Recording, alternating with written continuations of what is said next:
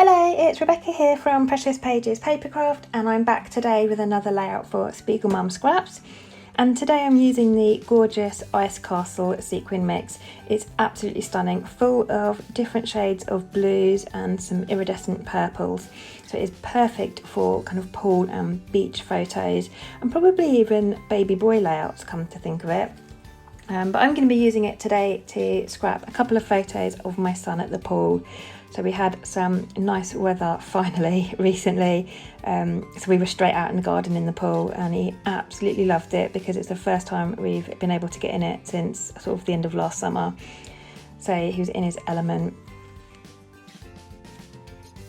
So I'm going to be using Paige Evans Wonders collection. There's a lot of blue and orange in my photos, and there's a lot of those colours in this collection too, which is perfect.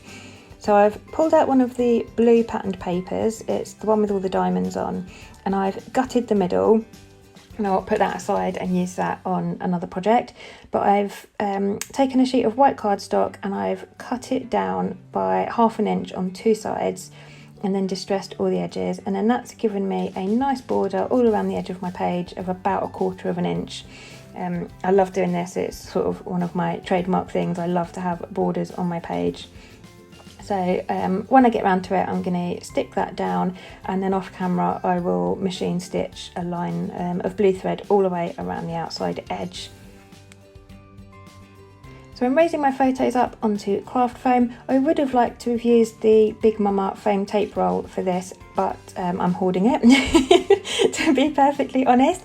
It is really great stuff for sequin shaker pockets, so I don't want to run out, so I'm holding back that for my shaker pockets and just going to use the cheap craft foam just behind my photos. And I've used double-sided tape as well. That's from the SpiegelMom scrap store. I'll pop a link in the description box below, and that will take you to the store. You can get obviously all your sequin mixes there, and also your adhesives, so your foam tape, your double-sided tape, and your tabby pop dots. And if you don't know what those are, I will show you shortly.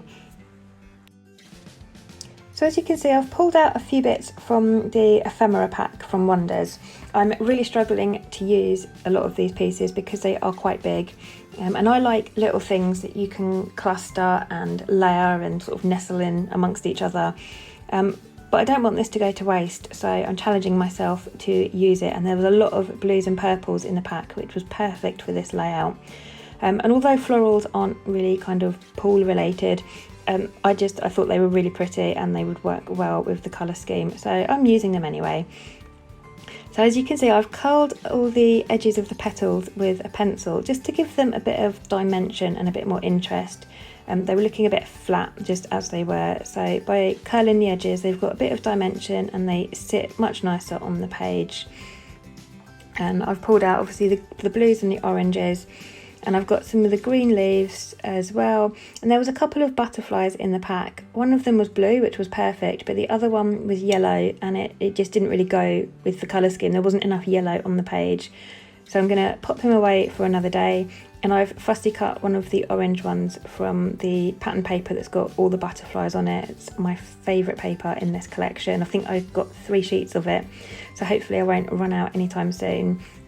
But I just think that orange butterfly works much better. So this layout actually came together really quickly. I've got my photos in place, and now I'm going to get my ephemera stuck in place, and then I can move on to the best bit, which is adding the sparkles. So I mentioned just now the tabby pop dots. This is what they are. They are little circle bits of foam, kind of like foam pads, but the pull off bit on the back has a little tab that overhangs. So if you suffer with arthritis or carpal tunnel, or you just have really short fingernails and you struggle to peel the back off of foam, these are absolutely perfect because they've got a little tab there overhanging for you to just pull, so it makes life a lot easier. And again, there'll be a link in the description box for those too. And I've used 2 behind the flowers so that it just gives them a bit more height from the page, and then I've just used 1 for each of the petals, sorry, not petals, the leaves. And it just gives varying heights of things on the page, just makes it a bit more interesting and dimensional. So you can see how quickly that came together with those tabby pop dots. They're just so easy to use. And then this blue butterfly had a white border on it, but it was a bit wide for me, so I'm just trimming that down just to have a narrow border like I've cut on the orange one, just to match those up a bit better.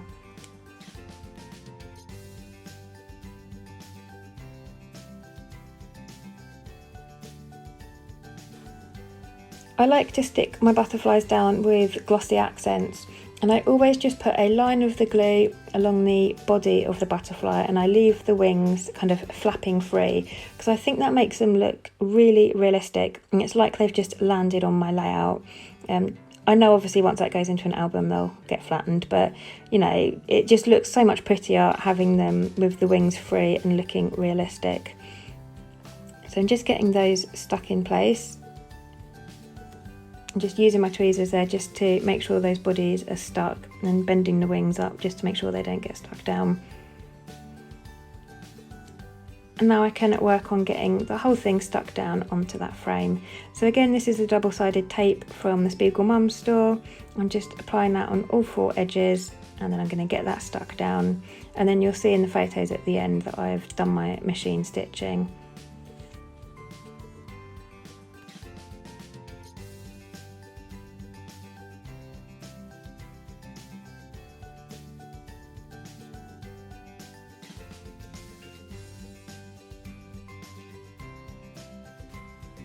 Just run my finger all the way around the edge of that white cardstock just to kind of distress it a bit further.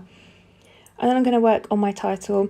I've got these foam sticky alphas from Heidi Swapp, and I've had them for ages and never used them. They're a bit like the tabby pop dots really. You peel the paper off of the top, and then you can apply either, like I'm using here, fab foam or glitter or something to jazz them up yourself. So I'm using blue fab foil here. I'm just using a brayer to go over it and my finger just to make sure it kind of sticks down. There are a couple of colours of fab foils on the SpiegelMom store as well. I know Jodie's got silver and gold for definite. I've got both of those and I've used the gold. It's absolutely brilliant. It's adhesive backed as well. This stuff here isn't adhesive, which is why I'm having to apply it to these sticky foam alphas. But the silver and gold fab foils from the SpiegelMom store are adhesive, so they're perfect for things like die cuts, and if you've got a cutting machine as well, that's what I've used it for, and it's fantastic. Just brings a bit more sort of bling and sparkle to your projects.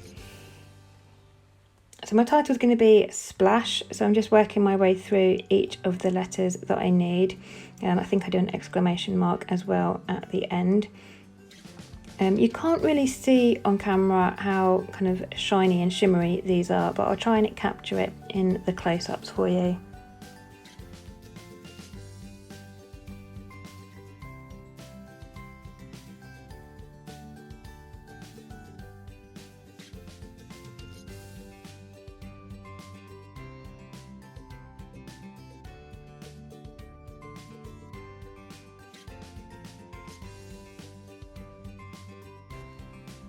So that's all my letters done. I'm just getting those stuck into place, and then I can move on to the best bit, which is adding all my sequins and making everything sparkle. It's always the most exciting part of a layout, and I always try and leave it till the end, no matter where the sequins are going, just because I think it's a perfect finishing touch to any layout.